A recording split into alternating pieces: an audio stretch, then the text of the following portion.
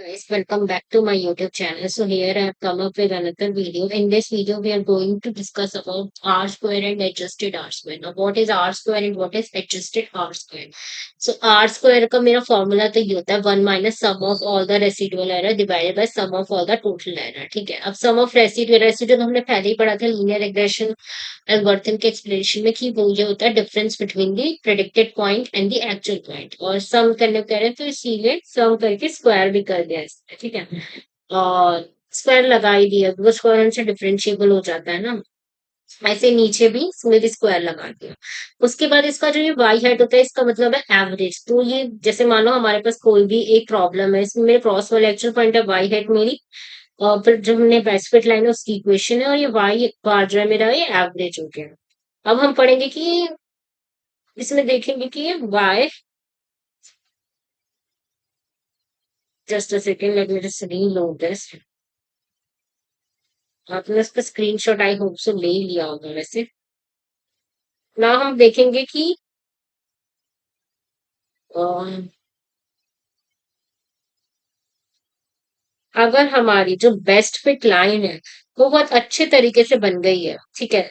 तो हमारा क्या होगा हमारा एसएस ऑफ आरईएस कम हो जाएगा रेसिडुअल एरर कम हो जाएगा अगर अगर मतलब मेरी बेस्ट फिट लाइन बहुत अच्छी बन गई है सारे मेरे एक्शन पॉइंट्स को कवर कर दिया तो मेरा सम ऑफ रेसिडुअल एरर कम हो जाएगी कि रेसिडुअल होता भी तो वही है ना.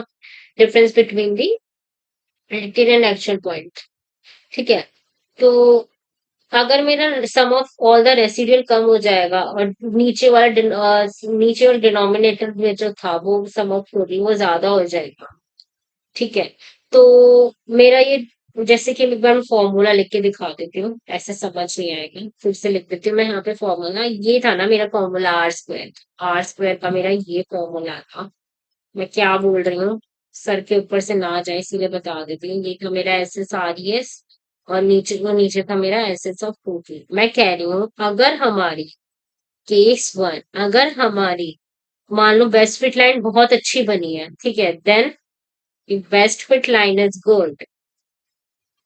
बेस्ट फिट लाइन बहुत अच्छी बनी है. This implies what.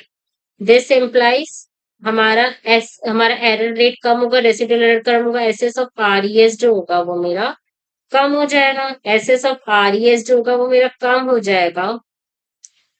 और and suppose SS of total greater than zero. And suppose SS of total is also greater than zero. ये बढ़ गया. तो न्यूमरेटर कम डिनोमिनेटर ज्यादा. दिस इम्प्लाइज ये जो मेरी पूरी टर्म होगी S S R E S divided by S S of total ये मेरी पूरी पूरी जो टर्म है ये कम हो जाएगी ये कम हो जाएगी. This implies one minus S S R E S ये पूरा ज्यादा हो जाए.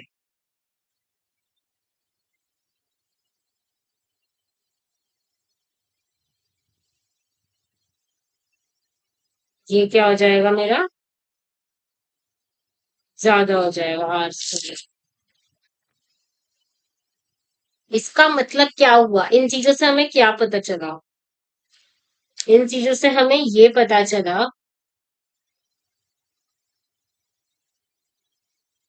इस चीज से हमें ये पता चला कि मीन स्क्वायर एरर जैसे था. हाँ एक चीज से कंफ्यूजन है कि अच्छा मतलब अगर ज्यादा अच्छी लाइन होगी तो मेरा आर स्क्वायर ज्यादा आएगा. आर स्क्वायर एक एरर है तो वो ज्यादा आएगा तो बुरा ही होगा ना. But R square is an error.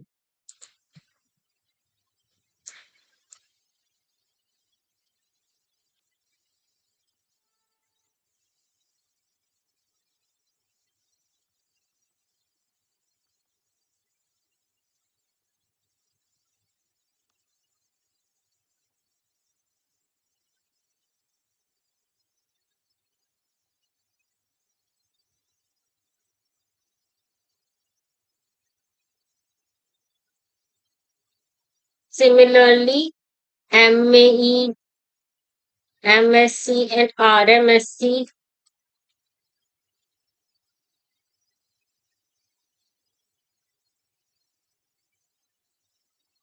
भी जितना ज्यादा होगा उतना अच्छा होगा. भी जितना ज्यादा होगा उतना मॉडल अच्छा होगा।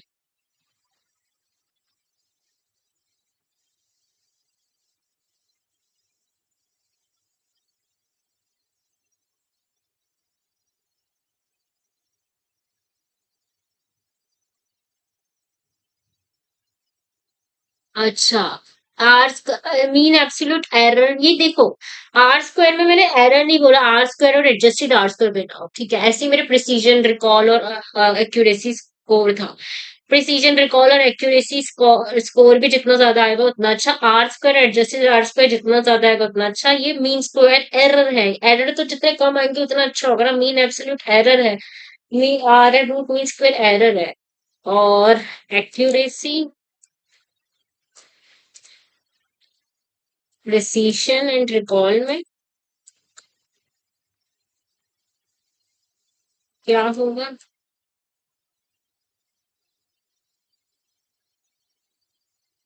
हायर बेटर, हायर बेटर, यही चीज मैंने बोली ना, मतलब बस एक वो ये है।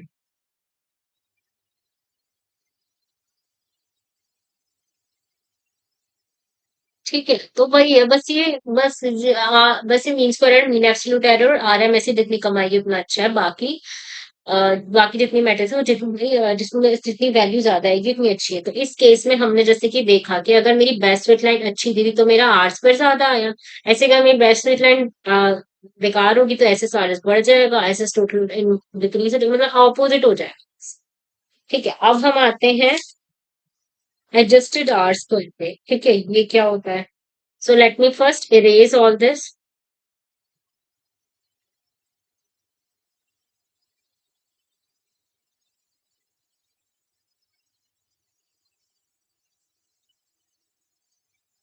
मैं आ जाऊंगी S S R E S पे।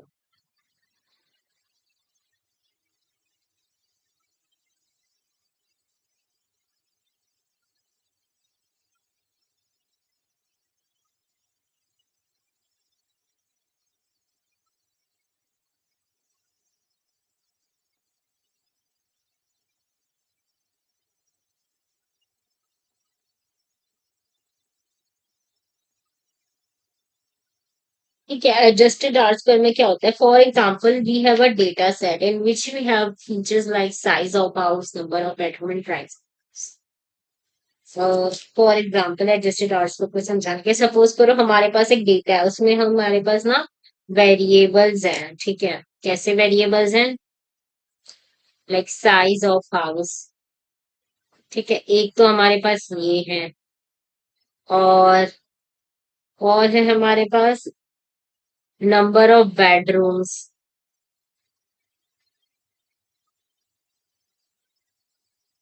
ठीक है, और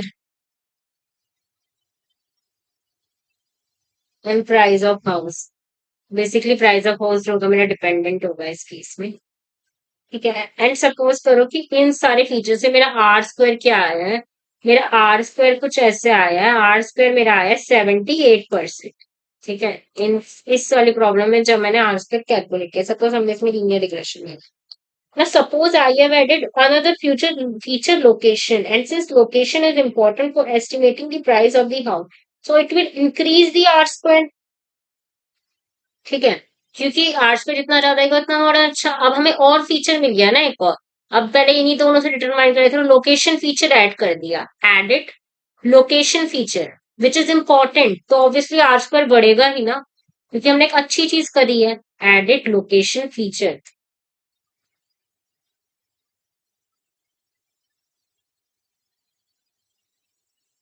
विच इज इंपॉर्टेंट, जो कि मेरा क्या है, जरूरी भी है, which is important. R square क्या होगा? वो मेरा इंक्रीज हो जाएगा, R square will increase from 78 to 80%। ठीक है, so let's say we have added another feature of gender and now obviously gender will not affect to the price। अब इसमें हमने क्या किया था? R square added location feature. अब हमने मान लो दूसरा फीचर ऐड कर दिया, जेंडर। अब जेंडर से क्या मतलब है? घर में कौन रह रहा है उससे क्या मतलब है? लोकेशन तो मेरा इंपॉर्टेंट फीचर था, but gender is not an important feature, and here we have added the feature of gender And now obviously gender will not affect the price of the house. So biologic R square should decrease, but it is increasing. So इसीलिए, so इस case में क्या होना चाहिए? It is not relevant, not relevant. ठीक है?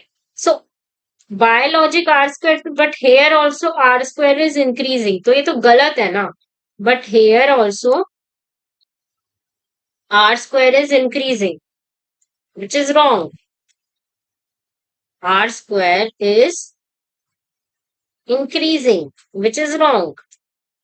ऐसे ही case को में की वजह से एडजस्टेड आर स्क्वायर जो वो इंट्रोड्यूस हुआ है कि वैसे तो हमारा आर स्क्वायर, मान लो हमारा कोई मॉडल है सॉल्व किया, उसमें हमारी एक्यूरेसी बहुत अच्छी से आ रही है, हमने बाद में और फीचर ऐड कर लिया, अगर हमने रेलिवेंट फीचर ऐड करे हैं तो ठीक है, तो आर स्क्वायर भी चल जाएगा मान लो, but for a safe side ऐसे तो इसीलिए आर स्क्वायर से बेटर हमेशा एडजस्टेड आर स्क्वायर है, बिकॉज एडजस्टेड आर स्क्वायर में हमारे पास सेफ साइड रहती है कि अगर हमारे पास इसमें गलती से अगर हमने इरेलीवेंट फीचर भी ऐड किया तो मेरा आर स्क्वायर की वैल्यू उल्टी पुल्टी नहीं आएगी। ठीक है, ये वाली बात है इसमें।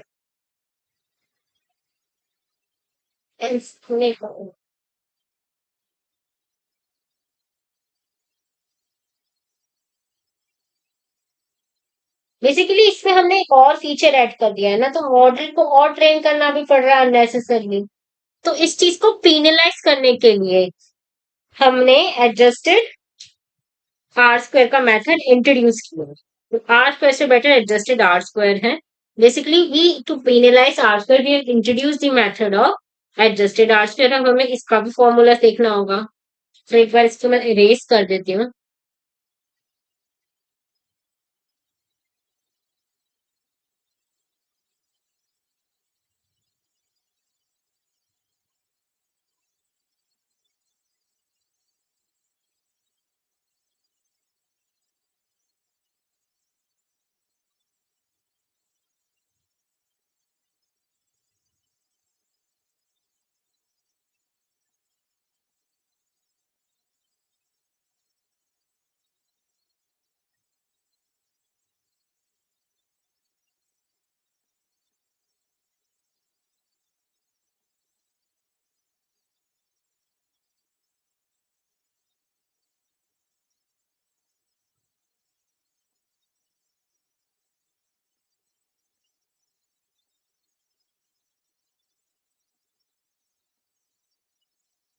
So to penalize, I can say that to penalize R square, we have introduced the method of adjusted R square. तो हमने यहाँ पे लिख दिया, to penalize R square, we have introduced the method of adjusted R square. To penalize R square, we have introduced the method of adjusted R square. We have introduced the method of adjusted R square. Introduce the method of adjusted R square of adjusted R square. Adjusted R square में मेरा क्या formula होता है? इसका formula होता है, यहाँ मैं अभी लिख रही हूँ, एडजस्टेड आर स्क्वायर का मेरा फॉर्मूला ये होता है गाइस। इसका मेरा फॉर्मूला होता है वन माइनस आर स्क्वायर। ठीक है, one minus R square into N minus one divided by N minus P minus one, जिसमें कि एन होते हैं मेरा number of data point, P होता है मेरे number of independent features. N होता है मेरे नंबर ऑफ डेटा पॉइंट्स और पी होते हैं मेरे number of independent features. Data point से रोज समझ लो, डेटा पॉइंट्स, और पी क्या होता है मेरा नंबर ऑफ इंडिपेंडेंट फीचर्स।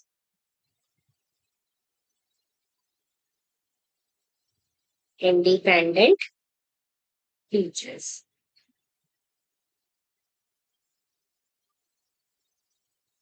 ठीक है, आज का जो कंपेरिजन में एडजस्टेड आर्स का जो होगा मेरा इस केस में कम आएगा।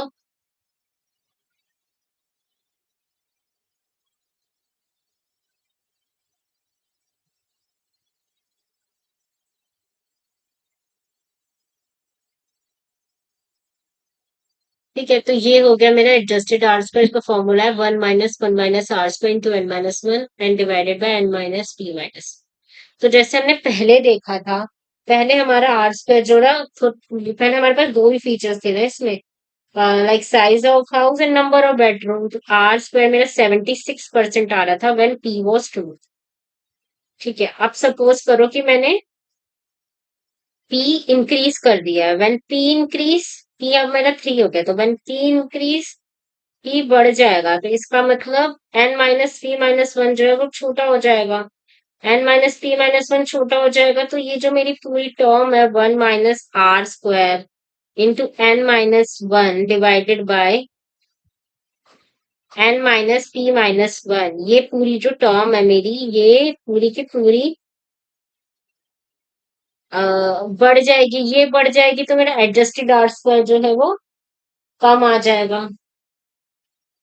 एडजस्टेड आर स्क्वायर जो होगा वो मेरा कम हो जाएगा, और कम ही होना चाहिए।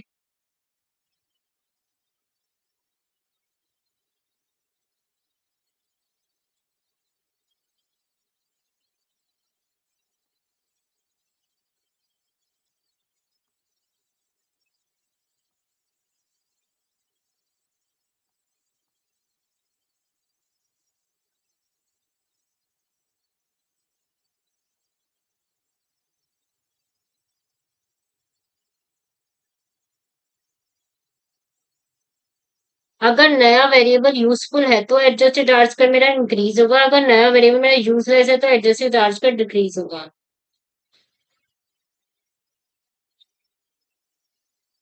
ठीक है, तो ये इस हिसाब से होगा कि अगर वो यूजफुल है तो वो तो, अगर वो यूजफुल है तो वो इंक्रीज ही होगा। ठीक है, अगर वो यूजफुल नहीं है तो वो, आजकल में हमें, आजकल में क्या होता है, आजकल में हमेशा इंक्रीज होता है। अगर हमने वेरिएबल ऐड करा है तो हमेशा इंक्रीज ही होगा, बट इंक्रीज उनसे मिलेगा कि मॉडल की परफॉर्मेंस अच्छी हो गई। जैसे कि अगर मैंने उसमें जेंडर भी इंक्रीज किया तो भी वो बढ़ गया, तो देख मतलब इसका मतलब ये हो गया ना, हमें गलत इंटरप्रिटेशन मिल जाएगी कि जेंडर भी यूजफुल वेरिएबल है इसीलिए आर स्क्वायर इंक्रीज हुआ है। तो इसका मतलब जेंडर भी जो है वो अच्छा वेरिएबल है, बट एडजस्टेड आर स्क्वायर हम जो कैलकुलेट करेंगे तो इस केस में वो जेंडर अगर हम ऐड करेंगे तो वो एडजस्टेड आर स्क्वायर कम हो जाएगा। एडजस्टेड आर स्क्वायर कम हो जाएगा, तो अब हम इंटरप्रेट कर सकते हैं कि हमारा इससे परफॉर्मेंस जो है वो अच्छी नहीं हो रहा है, मतलब एडजस्टेड आर स्क्वायर से हमारी इंटरप्रिटेशन अच्छी हो जाती है। और अगर हमने कोई काम का वेरिएबल ऐड किया जैसे कि लोकेशन, तो वो बढ़ जाएगा। इस हिसाब से हम चेक कर सकते हैं। Basically we want to check कि द अगर हम if we are adding a new feature in our model and we want to check that whether it is increasing our performance और रिड्यूसिंग आवर परफॉर्मेंस, देन हम R square and adjusted R square को picture में लाते हैं। So that is all for today, guys. Now we'll meet in another session with another video. Until then, goodbye. And please do hit the like button. Please share the video as much as possible. And please do subscribe to my channel. Thanks.